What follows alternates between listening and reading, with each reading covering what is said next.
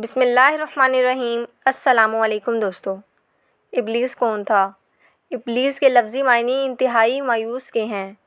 ارادہ درگار ہونے کے بعد ہمیشہ کے لیے اللہ کی رحمت سے مایوس ہو گیا تھا، اسی لیے اسے لقب ملا، ورنہ روایات کی روح سے اس کا اصل نام عزازیل تھا۔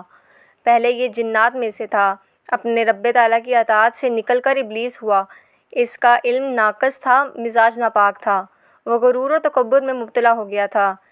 جب اللہ نے آدم علیہ السلام کو پیدا کر لیا اور اس میں اپنی روح پھونک دی تو فرشتوں کو حکم دیا کہ آدم کو سجدہ کریں۔ ابلیس ایک بہت نیک اور بزرگ جن تھا، اس نے کبھی اللہ کی نافرمانی نہیں کی تھی، اسی بنا پر وہ بلند مرتبہ پا کر فرشتوں میں شامل ہو چکا تھا، لیکن فرشتوں کی جنس سے قطعی نہیں تھا۔ اللہ نے اسی اطاعت اور فرما برداری کا صلہ دیا تھا، اس کی عزت اور احترام کرتے ہوئے۔ اللہ نے اسے آسمان میں بسایا تھا، لمحے بھر کے لیے بھی اس نے اللہ کی نافرمانی نہیں کی تھی، اور پھر اللہ نے آدم کو سجدہ کرنے کا حکم دیا، اور اس حکم کے مخاطب فرشتے اور ابلیس تھے۔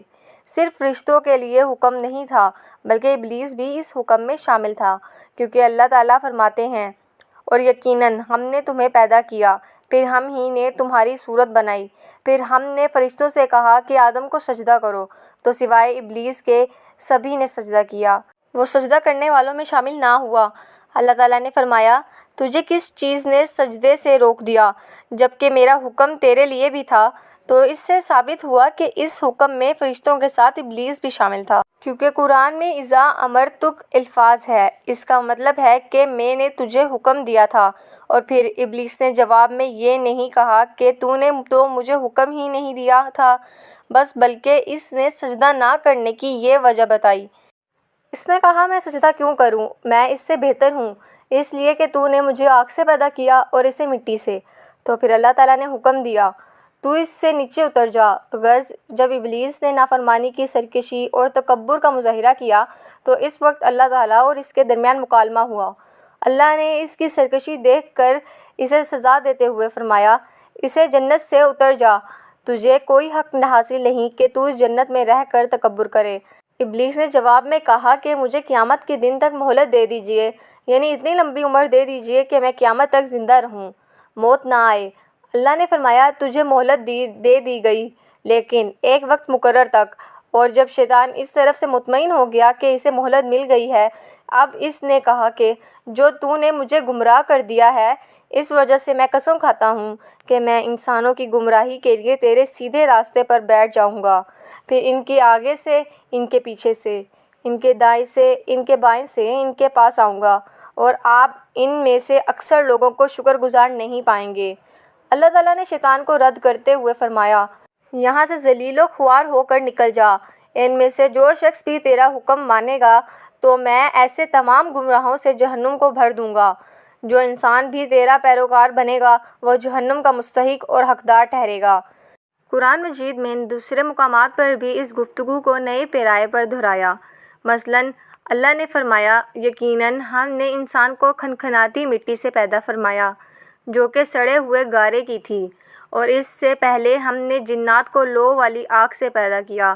اور جب تیرے پروردگار نے فرشتوں سے فرمایا، میں انسان کو سیاہ بدبودار کھنکھناتی مٹی سے پیدا کرنے والا ہوں، جب میں اسے پورا بنا چکا ہوں اور اس میں اپنی روح پھونک دوں تو تم سب اس کے لیے سجدے میں گر پڑنا۔ چنانچہ تمام فرشتوں نے سجدہ کیا سوائے ابلیس کے، اس نے سجدہ کرنے والوں میں شمولیت اختیار کرنے سے صاف انکار کر دیا۔ اللہ تعالیٰ نے فرمایا، اے ابلیس، تجھے کیا ہوا ہے کہ تو سجدہ کرنے والوں میں شامل نہ ہوا؟ وہ بولا، میں ایسے انسان کو سجدہ نہیں کر سکتا، اسے تو نے سیاہ بدبودار کھنکھناتی مٹی سے پیدا کیا ہے۔ اللہ تعالیٰ نے فرمایا، اب تو بحشر سے نکل جا، کیونکہ تو مردود ہے اور تجھ پر قیامت کے دن تک میری پھٹکار ہے۔ کہنے لگا، اے میرے رب، مجھے اس دن تک مہلت دے دیں جس دن لوگ دوبارہ زندہ کیے جائیں گے۔ اللہ نے فرمایا، اچھا، اس مقررہ وقت کے دن تک تجھے مہلت دی گئی ہے۔ کہنے لگا، اے میرے رب، جو کہ تو نے مجھے گمراہ کر دیا ہے، مجھے بھی قسم ہے کہ میں انسانوں کے لیے زمین میں گناہوں کو خوشنما بناؤں گا، ان سب کو بہکا دوں گا سوائے ان کے جو تیرے منتخب اور مخلص بندے ہوں گے، وہ میرے بہکاوے میں نہیں آئیں گے۔ اللہ تعالیٰ نے فرمایا، ہاں یہی مجھے تک پہنچنے کی سیدھی راہ ہے کہ مخلص بن جاؤ، میرے بندوں پر تجھے کوئی غلبہ نہیں ہوگا، البتہ جو گمراہ لوگ تیری پیروی کریں گے یقیناً ان کے وعدے کی جگہ جہنم ہے۔ اور ایک مقام پر اللہ تعالیٰ فرماتے ہیں، جب ہم نے فرشتوں کو حکم دیا کہ آدم کو سجدہ کرو تو ابلیس کے سوا سب نے سجدہ کیا۔ اس نے کہا کہ میں اسے سجدہ کروں جسے تو نے مٹی سے پیدا کیا ہے، اچھا دیکھ لے، اسے تو نے مجھ پر فضیلت دی ہے، اگر مجھے بھی تو نے قیامت تک ڈھیل دے دی تو میں سوائے چند لوگوں کے اس کی اولاد کو گمراہ کروں گا۔ اس پر اللہ نے فرمایا، جا، ان میں سے جو بھی تیرا فرما بردار ہو جائے گا تو تم سب کی سزا جہنم ہے جو پورا بدلہ ہے۔ ان میں سے تو جسے بھی اپنی آواز کے ساتھ بہکا سکتا ہے بہکا لے، اور ان پر اپنے سوار اور پیادے چڑھا لے، یعنی اپنے گھڑ سوار لشکر اور پیدل لشکر کو چڑھا کر لیا، اور اپنا ہر ترکیب اور اسلحہ استعمال کر لے، ان کی مالوں اور اولاد میں بھی شرکت کر لے، اور تو انہیں دل بہلانے والی وعدے دے لے، یعنی ان کے برے اعمال بنا اور غلط خواہشات دکھا، جنت دوزخ اور دوبارہ زندہ ہونے کے وعدے دے، اور ان سے شیطان کے جتنے بھی وعدے ہوتے ہیں سب کے سب سراسر فریب ہیں۔ یقیناً میرے سچے بندوں پر تیرا کوئی قابو اور غلبہ نہیں ہوگا، تیرا رب کار سازی کرنے والا کافی ہے۔ اسی طرح بہت سی آیات میں پہلے معصیت الہی کا ذکر کیا گیا ہے۔ سب سے پہلا نافرمان ابلیس ملعون تھا، وہ خبیث اللہ کے سامنے تکبر اور انا سے بھرپور جواب دیتا رہا، اسی وجہ سے اللہ نے اسے کافر کا لقب دیا۔ کافر اسے کہتے ہیں جو نعمت کا انکار کرے۔ اللہ نے اس پر اتنا فضل و کرم اور احسان و انعام کیا کہ بلند ترین مرتبے تک پہنچا دیا، لیکن اس نے اللہ تعالیٰ کی کسی نعمت کی قدر نہ کی، پرواہ نہ کی اور کفر کا راستہ اختیار کیا۔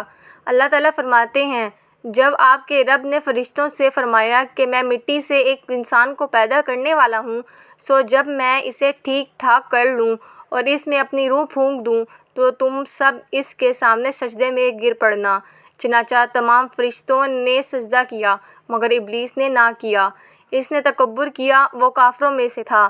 اسی لیے علماء کرام فرماتے ہیں، تمام گناہوں کی جڑ تکبر اور غرور ہے۔ نبی اکرم صلی اللہ علیہ وآلہ وسلم نے اپنی امت کو تکبر نہ کرنے کا سختی سے حکم فرمایا، اس کی برائی و وبال اور ہلاکت سے آگاہ فرمایا۔ آپ صلی اللہ علیہ وآلہ وسلم نے فرمایا، اللہ اس شخص کی طرف سے رحمت سے دیکھے گا بھی نہیں جس نے تکبر کی بنا پر کپڑا ٹخنوں سے نیچے لٹکایا۔ اس کے علاوہ نبی صلی اللہ علیہ وآلہ وسلم نے مطلقہ فرما دیا، وہ شخص جنت میں جانے کے قابل نہیں جس کے دل میں ذرا برابر بھی تکبر ہے۔ جو شخص اپنے کپڑے، اپنے مکان اور اپنے قبیلے پر فخر کرتا ہے، اس سے اللہ کی رحمت اٹھ جاتی ہے۔